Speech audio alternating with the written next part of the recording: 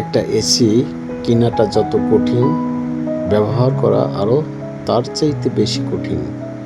এই এসিটা প্রতিটা মাসে মাসে সার্ভিসিং করা লাগে। এটা আমরা নিজেরাই করতে পারি, আর নিজেরা কিভাবে করতে পারি সেটাই আমরা আজ দেখাবো। এই দেখেন, এসির যে কাভারের ভিতরে যে জালিটা আছে, এই জালিটাই প্রচুর পরিমাণ ধুলা ময়লা লেগে থাকে, যার কারণে এসি থেকে যে কুলিং হাওয়াটা বের হবে, ঠান্ডা হাওয়াটা বের হবে, এটা বের হতে চায় না বা পারে না।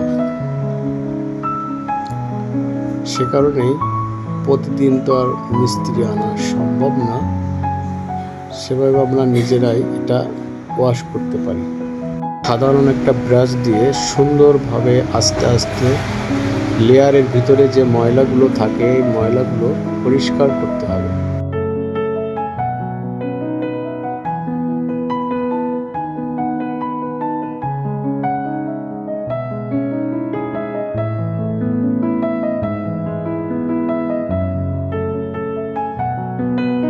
এসির ভিতরটা সুন্দরভাবে পরিষ্কার করা হয়ে গেছে। আমরা জালিটাও সুন্দরভাবে পরিষ্কার করে নিয়েছি। এখন অবশ্যই আমরা এসিটা সেটিং দিব।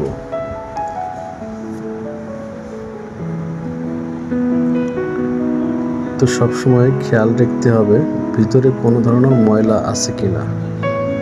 তো দেখেন, আমাদের জালিটাও পরিষ্কার করে নেওয়া হয়েছে। এখন আমরা জালিটা সুন্দরভাবে ফিটিং দেব। এগুলো নিজেরা একবার করতে পারলে পরে করাটা খুবই সহজ।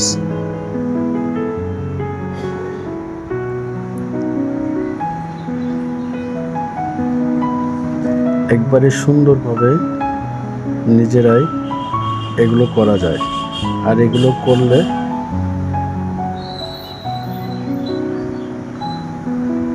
সুন্দরভাবে কুলিং হাওয়া বাতাস বের হয়।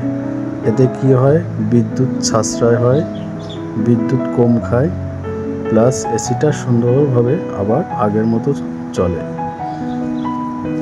তো বন্ধুরা, আমাদের এই ভিডিওটা যদি আপনাদের ভালো লাগে তো অবশ্যই লাইক করবেন, সাবস্ক্রাইব করবেন, পাশে থাকবেন। আসলে এই ভিডিওগুলো আমার নিজের অভিজ্ঞতা থেকে দেওয়া। যেহেতু আমি একটা টেকনিশিয়ান, আর এটা আমার নিজেরই এসি।